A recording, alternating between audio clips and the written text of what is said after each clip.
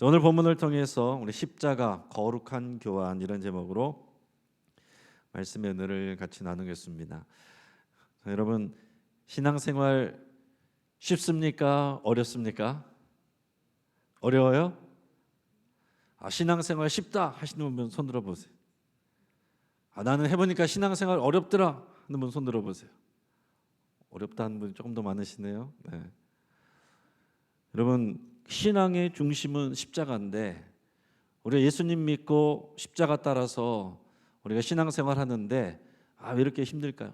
왜 신앙생활이 즐겁고 좋아야 될 것 같은데 왜 힘들 때가 더 많고 또 우리가 속상할 때가 더 많을까요?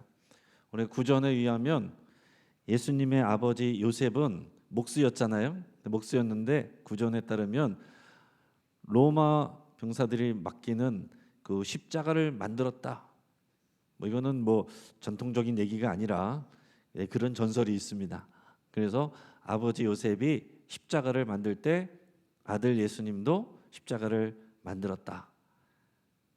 그런 얘기가 있어요. 그래서 예수님은 어릴 때부터 십자가의 전문가셨다. 그런 얘기를 하는 얘기가 있습니다. 그래서 예수님은 지금도 십자가 전문가시고 십자가를 만들고 계십니다. 각자에게 맞는 십자가를 너희는 자기를 부인하고 자기 십자가를 지고 나를 따를 것이니라 그랬습니다. 여러분, 신앙생활은 십자가를 통해서 시작됐고 십자가를 지고 끝까지 나가는 것입니다. 우리가 신앙생활이 어렵다, 다른 말로 표현하면 십자가가 어렵다는 거예요. 십자가를 지고 가는 게 참 어렵다라는 얘기입니다. 그런데 탈무드에 보면 이런 얘기가 있습니다. 만일 어떤 사람에게 소 2마리가 있는데 한 마리는 크고 튼튼하고 건강해요. 한 마리는 작고 연약하고 병약합니다.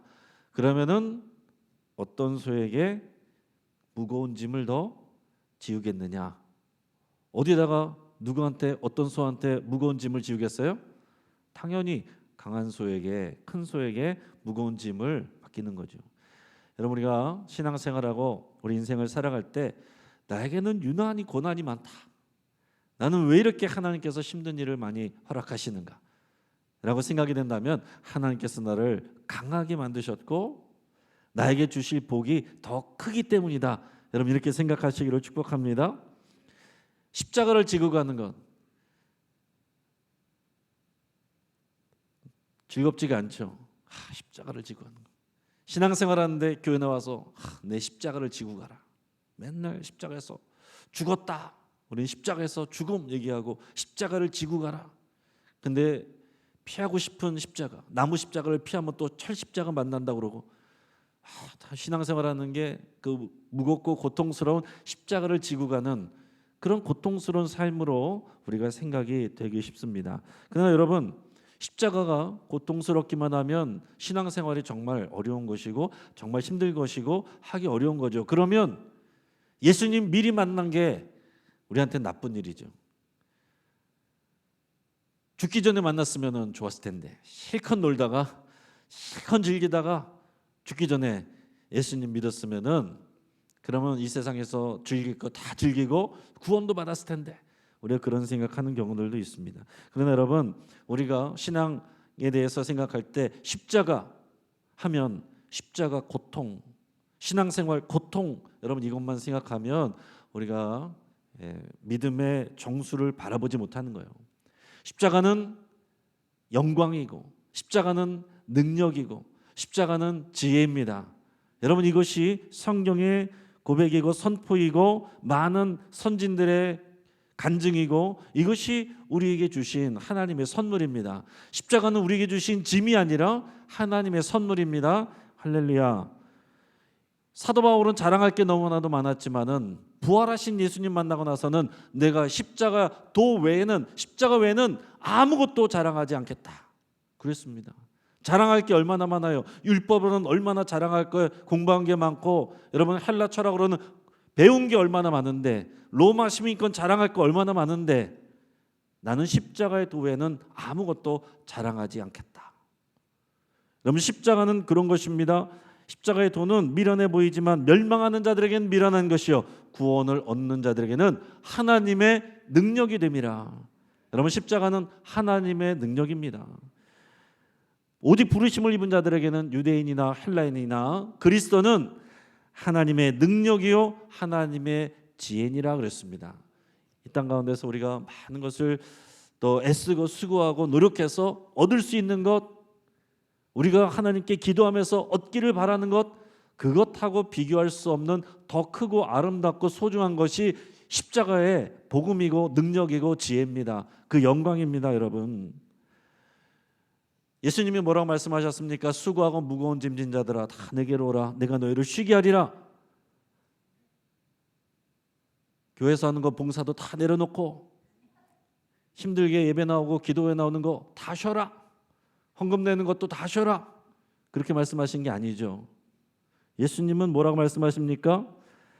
나의 멍에를 메고 내게 배우라. 나의 멍에를 메고, 나의 멍에를 메고 나의 짐을 져라. 수고하고 무거운 짐진 사람들한테 나의 멍에를 메라, 나에게 배우라, 그렇게 말씀하십니다. 내 멍에는 쉽고 내 짐은 가벼움이니라. 예수님의 멍에, 예수님의 짐, 이건 다른 말로 하면 십자가입니다. 한번 따라하겠습니다. 십자가는 쉽습니다. 십자가는 가볍습니다. 십자가는 영광스러운 것입니다. 십자가는 하나님의 능력입니다. 십자가는 하나님의 지혜입니다. 정말 믿으십니까? 이걸 믿는 게 진짜 우리 믿음이에요. 신앙 많이 공부했다고 이게 믿어지는 게 아닙니다. 정말로 예수님을 믿고 십자가를 믿으면 예수님의 십자가가 우리에게 자랑이 되고 예수님의 십자가가 즐거움이 됩니다. 그러면 내 십자가를 메고 당하는 어려움과 고난과 고통은 즐거운 게 되고 감당할 만한 것이 되고 쉬운 것이 되고 가벼운 것이 된다, 그런 얘기예요. 예전에 어떤 영화에서 보면 그런 장면이 나옵니다. 주인공이 나쁜 놈들한테 막 쫓겨요. 그러면 나쁜 놈들이 막 총을 들고 막 쫓아갑니다. 그리고 막 사냥개가 와와와 그러면서 막 쫓아갑니다. 근데 사람은 피할 수 있지만은 개들은 냄새를 잘 맡아서 후각에 발달돼 있잖아요. 그러면은 주인공이 살기 위해서 어떻게 하냐면은 강물로 뛰어듭니다. 강물로 뛰어서 이렇게 도망가요. 그러면은 물 속으로 들어가면요, 개들이 냄새를 못 맡거든요. 그러면은 물 밖에서 개들이 막 냄새를 맡으면서 우왕좌왕합니다. 그러면서 이제 주인공이 살아나는 모습을 여러분도 어디선가는 본 것 같은 그런 느낌이 있을 겁니다. 여러분, 마치 사탄은 우리 죄를 고소하기 위해서 쫓아오는 그런 사냥개와 같은 것입니다. 계속해서 우리 죄의 냄새를 맡고 우리를 고소하고 죽이기 위해서 득달같이 달려드는 거예요. 우는 사자와 같이, 사냥개와 같이 우리를 쫓아옵니다. 우리가 아무리 애쓰고 우리가 빨리 달려도 이거를 피할 수가 없어요. 어디로 들어가면 된다고요? 강물로 뛰어 들어가야 되는 거예요. 그 십자가 은혜의 강물입니다. 예수 그리스도의 피, 그 은혜의 강물로 뛰어들어야 우리를 향한 사단의 고소가 그치는 거예요. 여러분, 우리가 이 땅 가운데서 그 은혜의 강물로 뛰어드는 것, 그게 십자가 복음이고 십자가를 믿는 의미입니다. 여러분, 우리가 오늘 십자가를 우리가 묵상할 때, 십자가는 여러분, 내가 무거운 십자가, 지고 가야 되는 십자가, 어려운 십자가, 힘든 십자가, 이게 아니라 그 무거운 것은 예수님이 다 지셨고 그 십자가를 통해서 우리에게 주신 놀라운 하나님의 능력과 하나님의 지혜와 놀라운 영광과 약속을 여러분께서 사모하시기를 바랍니다. 이해하시기를 바랍니다. 예전에도 우리가 한번 나눈 적이 있는데 십자가에서 거룩한 교환이 일어난 거예요. 십자가에서 거룩한 교환이 일어났습니다. 예수님께서 우리에게 그냥 십자가는 턱턱턱 쥐어주고서 들고 가라 이러시는 게 아니에요. 십자가의 십자가를 통해서 우리의 모든 더러운 것은, 모든 죄악과 저주와 죽음, 이런 모든 악한 것들은 예수님이 다 가져가시고 그 십자가를 통해서 모든 좋은 것은 십자가에서 우리에게 교환해서 우리에게 주셨다는 거예요. 이것이 십자가의 거룩한 교환 또는 신적인 교환, 우리가 이렇게 표현을 합니다. 오늘 8가지를 말씀드릴 텐데 여러분 잘 생각하시고 잘 기억하시고 마음에 새기시고 십자가가 사랑스럽게, 십자가가 자랑스럽게 느껴지기를 축복합니다. 자, 먼저는요, 우리 1번 같이 읽겠습니다. 시작. 예수님이 형벌을 받으심으로 우리가 용서받았다. 아멘. 자, 이사야서 53장 4절 5절 같이 읽겠습니다. 시작. 그는 실로 우리의 질고를 지고 우리의 슬픔을 당하였거늘 우리는 생각하기를 그는 징벌을 받아 하나님께 맞으며 고난을 당한다 하였노라. 그가 찔림은 우리의 허물 때문이요 그가 상함은 우리의 죄악 때문이라.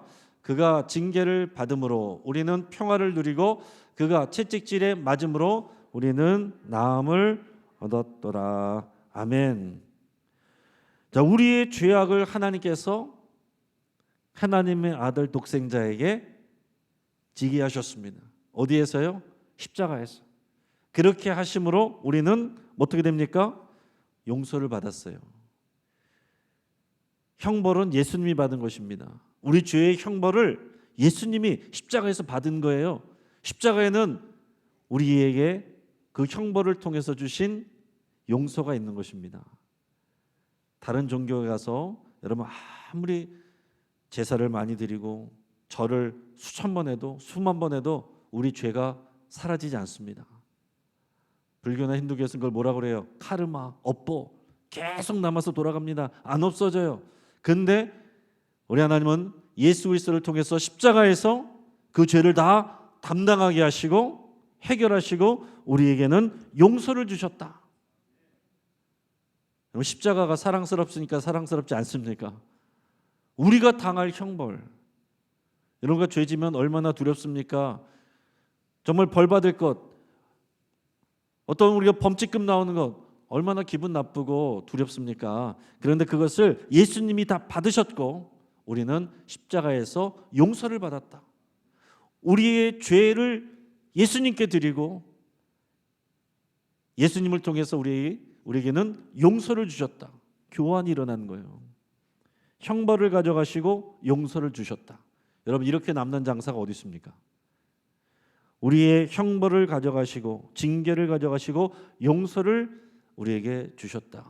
이게 놀라운 신적인 교환, 거룩한 교환입니다.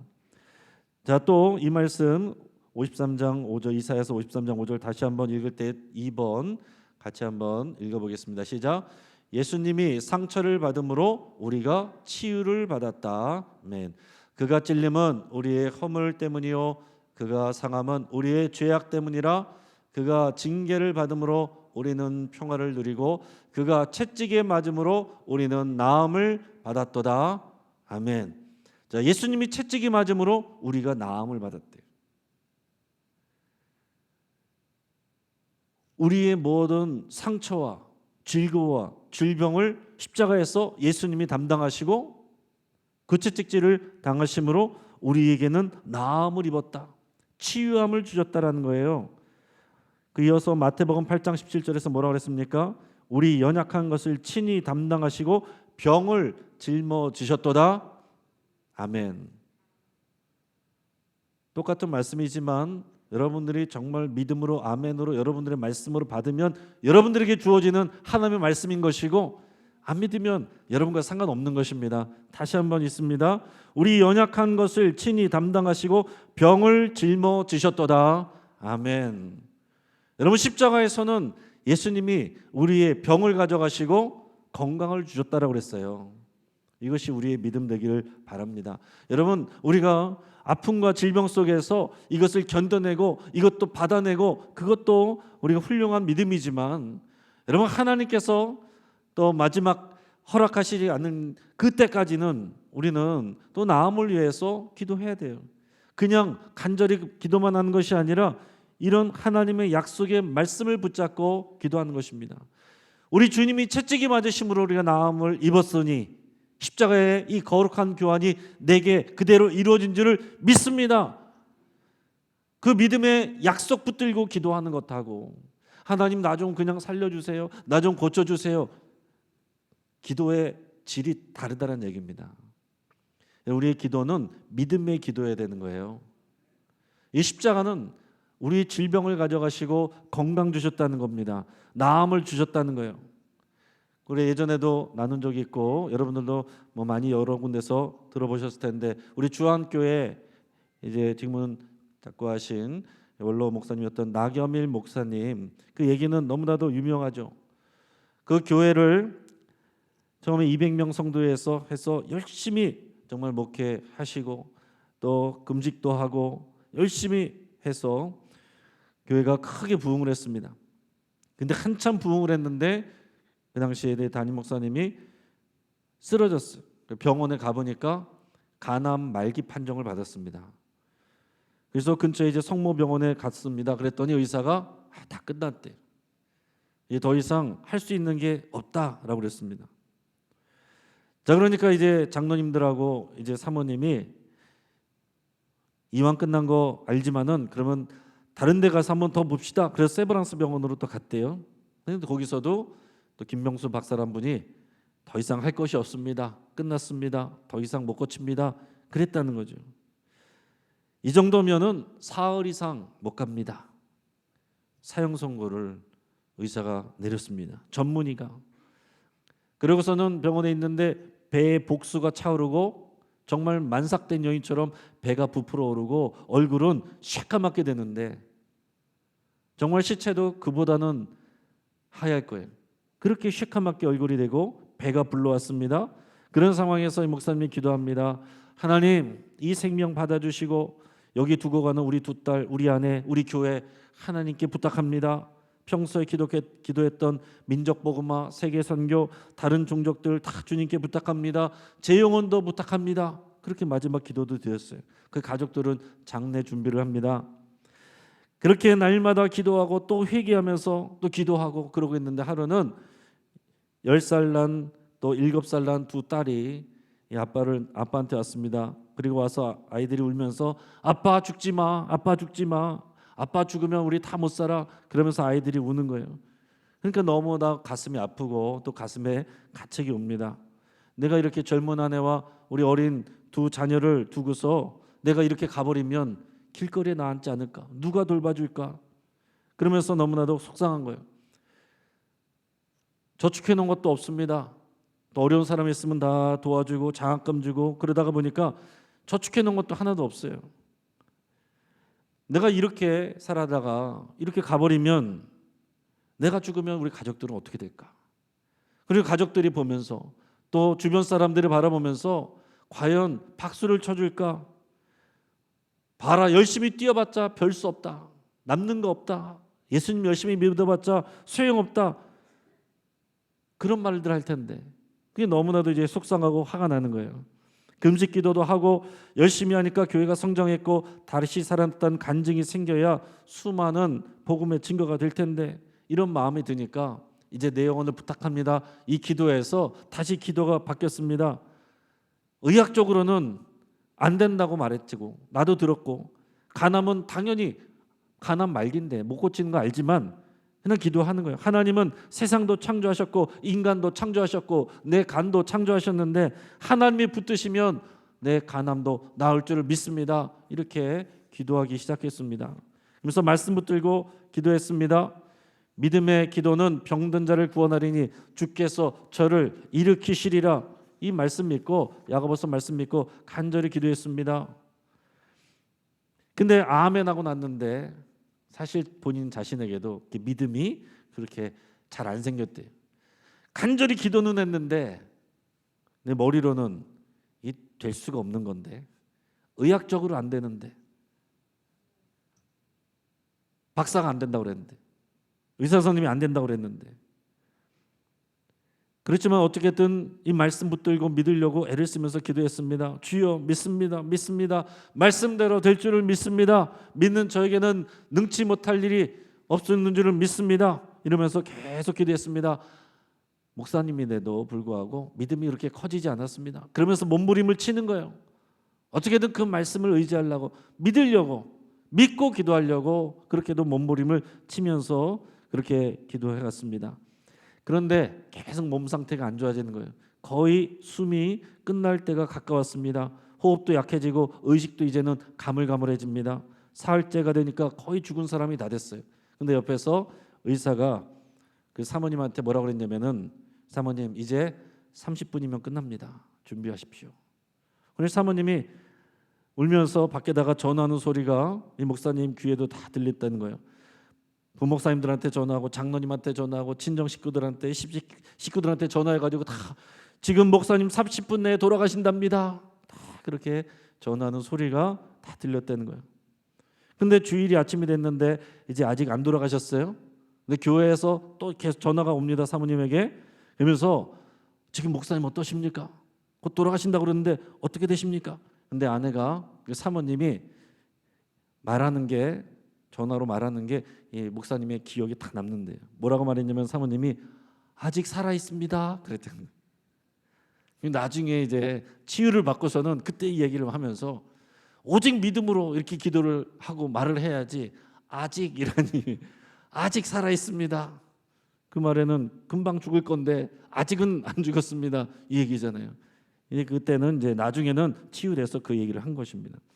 그래서 그 주일에 교회에서 이제 목사님 장로님들이 교인들에게 다 발표를 했습니다. 오늘 우리 목사님 돌아가십니다. 천국 가십니다. 여러분 마지막입니다. 기도합시다.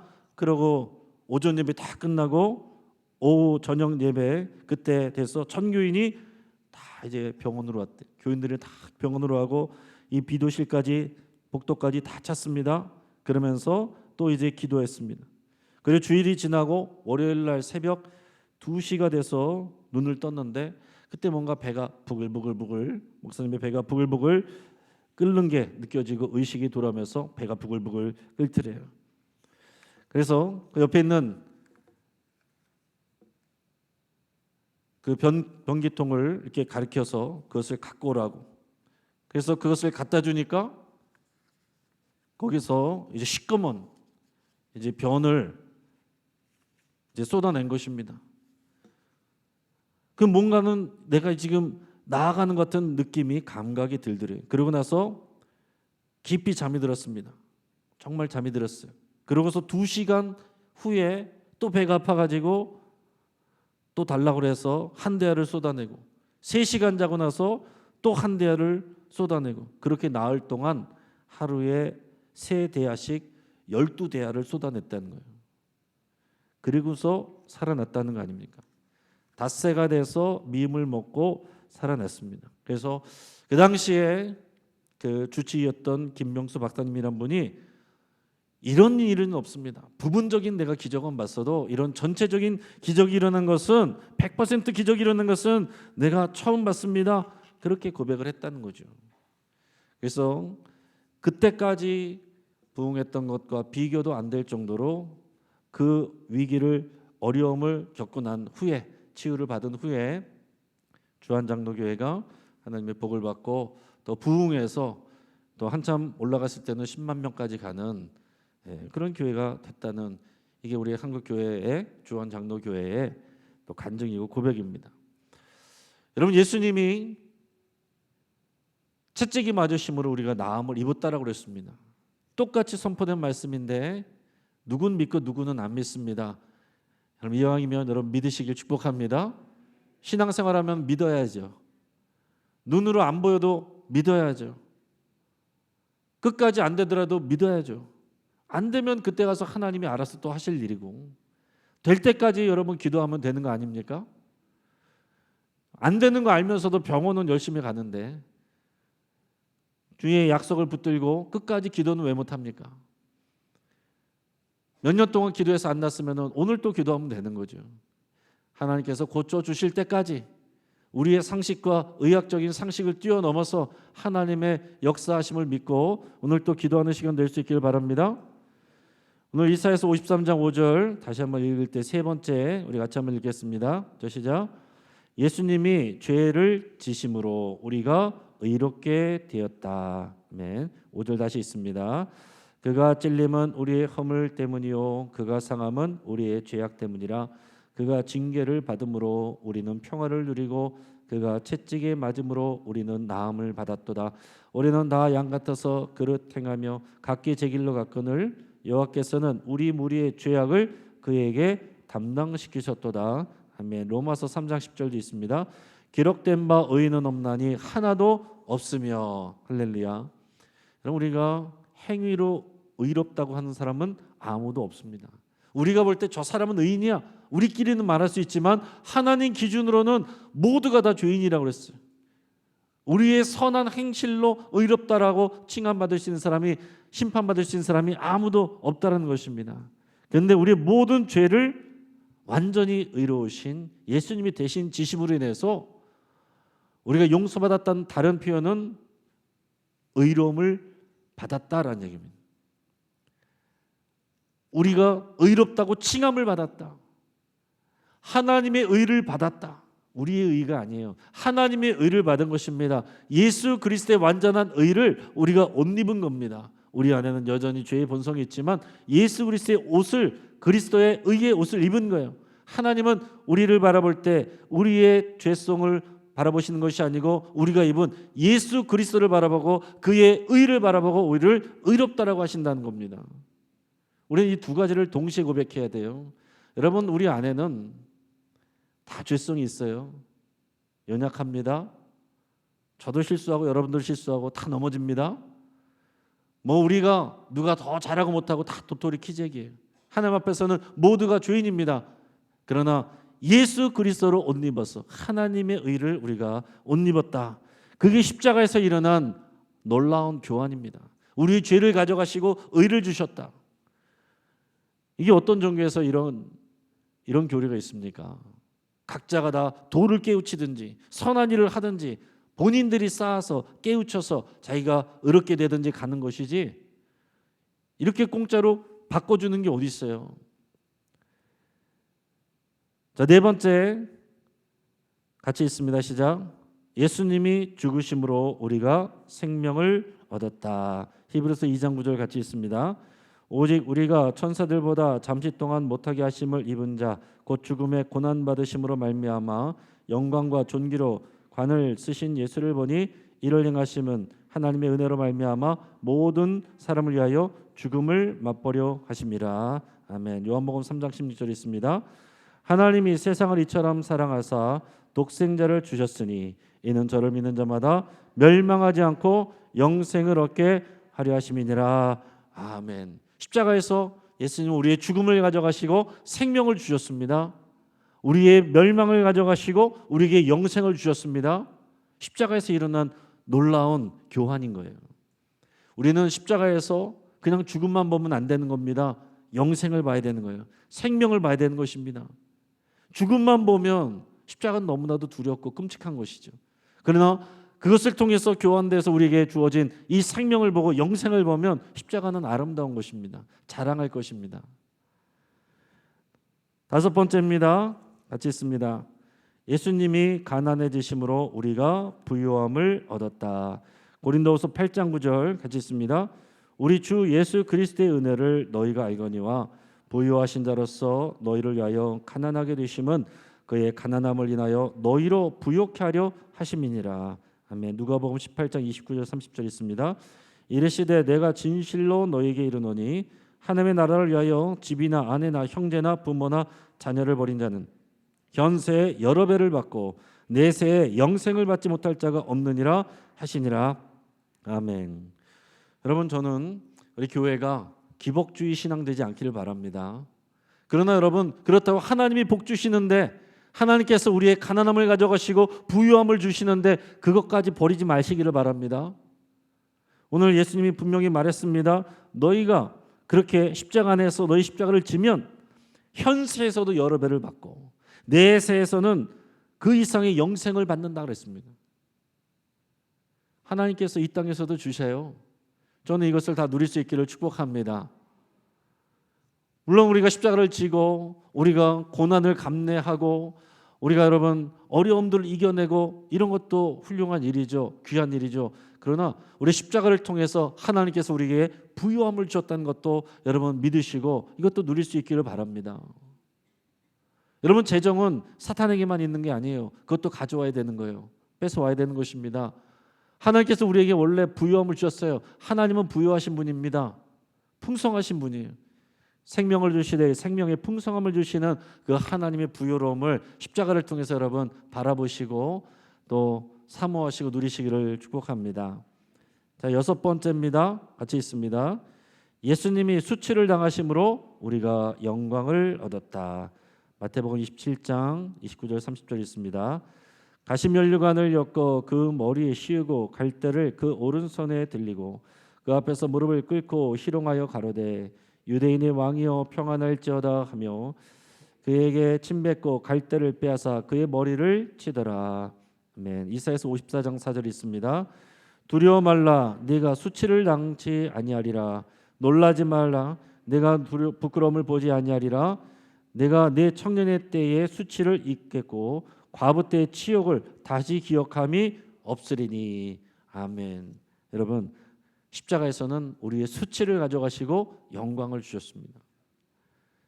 그 십자가의 영광을 바라보면 이 땅에서 사람들에게 오해받고 수치받는 거 아무것도 아닙니다. 십자가의 영광 바라지 못하면 거기서 발끈하고 그거 가지고 싸우게 되는 거예요. 십자가의 영광을 바라보시기를 축복합니다. 자, 일곱 번째입니다. 같이 있습니다. 예수님이 거절당하심으로 우리가 하나님의 자녀가 되었다. 마태복음 27장 46절 있습니다. 제9시쯤에 예수께서 크게 소리질러 가라사대 엘리 엘리 라마 사박다니 하시니 이는 곧 나의 하나님 나의 하나님 어찌하여 나를 버리셨나이까 하는 뜻이라. 아멘. 요한복음 1장 12절 있습니다. 영접하는 자 곧 그 이름을 믿는 자들에게는 하나님의 자녀가 되는 권세를 주셨으니. 아멘. 여러분, 예수님은 하나님께 버림받았습니까? 십자가에서 버림받았어요. 예수님은 저주받았습니까? 십자가에서 저주받았어요. 우리가 받아야 될 버림과 저주를 예수님이 십자가에서 받은 겁니다. 그리고 예수님이 그 거절을 당하고 버림을 당함으로 말미암아 우리가 자녀로 하나님께 양자 삼음을 받은 것입니다. 자녀가 됐어요. 하나님의 독생자가 버려짐으로 말미암아서 우리가 자녀가 되었다는 거예요. 그게 십자가에서 일어난 놀라운 믿을 수 없는 그런 아름다운 거룩한 교환입니다. 우리는 우리의 자녀를 위해서 정의도 내팽개칠 수 있는 사람 많을 겁니다. 그러나 하나님은 독생자를 죄인들의 생명을 위해서 내주셨다는 거죠. 실제로 죄인들을 구원하기 위해서 그 독생자의 생명을 버리셨습니다. 예수님이 십자가에서 거절당하시고 저주받음으로 말미암아 우리가 하나님의 자녀가 되었구나. 거저된 것이 아닙니다. 이런 놀라운 교환이 일어난 아름다운 십자가, 우리가 십자가를 어떻게 사랑하지 않을 수가 있습니까? 마지막 여덟 번째입니다. 있습니다. 예수님이 대신 저주를 받으심으로 우리가 축복을 받았다. 오늘 읽었던 본문 말씀인데요. 갈라디아서 3장 13, 14절 같이 있습니다. 그리스도께서 우리를 위하여 저주를 받은 바 되사 율법의 저주에서 우리를 속량하셨으니 기록된 바 나무에 달린 자마다 저주 아래 있는 자라 하였음이라. 이는 그리스도 예수 안에서 아브라함의 복이 이방인에게 미치게 하고 또 우리로 하여금 믿음으로 말미암아 성령의 약속을 받게 하려 함이라. 아멘. 여러분, 십자가에서 예수님은 우리의 저주를 다 가져가셨어요. 그리고 우리에게 복을 주셨습니다. 할렐루야. 이 땅에서 어떤 저주도 여러분 두려워할 것이 없습니다. 여러분, 이 십자가의 놀라운 교환을 알지 못하고 믿지 못하는 사람은 세상의 저주를 두려워합니다. 그걸 무서워해요.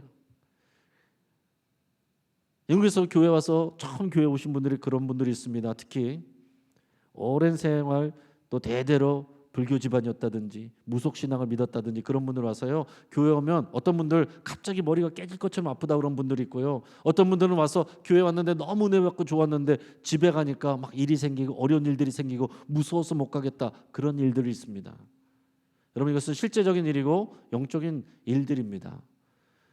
여러분, 그런 저주를 두려워할 것이 아니에요. 예수님은 우리의 모든 저주를 가져가시고 우리에게 복 주셨어요. 우리는 십자가에서 그 모든 저주를 예수님께 전가한 것입니다. 그 다음 한번 보여주시면, 이 십자가의 놀라운 교환이 일어날 수 있는 것은 성경에 말씀하는 여러 가지 교리인데, 대속, 예수님이 대신 갚아주셨다는 거예요. 전가, 우리가 예수님을 믿을 때 무슨 일이 일어나냐면 우리의 모든 저주와 죄가 예수님께로 전가된다는 거예요. 예수님이 다 가져가신다는 거예요. 구약시대 때 제사장 앞에 제물을 갖고 와서 제물을 잡기 전에 그 위에다가 머리 위에 손을 얹고 안수합니다. 그게 뭐냐면 내 죄가 이 양에게 전가된다는 그런 의미예요. 그래서 내 죄를 대신 전가받은 그 양이 나 대신 죽는 겁니다. 제사 드릴 때마다. 그런데 이제 더 이상 그런 제사를 드릴 필요가 없고 우리의 죄를 다 전가받으신 예수님이 우리 죄를 가지고 대신 다 죽으셨기 때문에 단번에 제사 드린 바가 되었기 때문에 우리는 완전히 용서를 받았다. 완전히 구원을 받았다. 완전히 생명을 받았다. 완전히 나음을 받았다. 완전히 하나님의 영광 가운데로 들어가게 되었다. 여러분, 이는 놀라운 교환의 선물을 받은 것입니다. 이것 알고서 이제는 내 마음대로 사는 게 아니고 그 다음에는 뭐냐? 연합이에요. 연합. 그리스도가 나의 주님으로 내 안에 들어와 계시고 주의 말씀이 내 안에 살아있고 내가 그의 말씀을 지켜 행하면 우리는 그의 안에 있는 것입니다. 이게 연합이에요. 그래서 이제는 더 이상 내 습관대로 내 생각대로 내 하던 대로가 아니고 예수님처럼 말하고 예수님처럼 행동하고 내 감정 따라 기분 따라서 선택하고 결정 내리는 것이 아니라 예수님의 그 복음을 따라서 십자가의 도를 따라서 결정하고 거기를 따라가는 것입니다. 그게 신앙생활이고 그게 신앙생활의 성숙함이에요. 그 다음에 십자가의 기도, 우리 이것을 이제 같이 한번 고백하겠습니다. 여러분 잘 보이실까요? 잘 안 보이시는 분은 잘 들으시고 보이시는 분은 같이 읽으면서 우리의 믿음의 고백으로 같이 기도할 수 있기를 바랍니다. 우리 찬양팀은 준비해 주시고요. 우리는 다 같이 믿음으로 이 기도를 하나님 앞에 올려드리겠습니다. 자, 우리는 십자가 앞으로 죄와 사망의 형벌을 지고 들어갔다가 용서와 평안을 안고 돌아옵니다. 상처와 열등감을 가지고 들어가 치유와 자존감을 안고 돌아옵니다.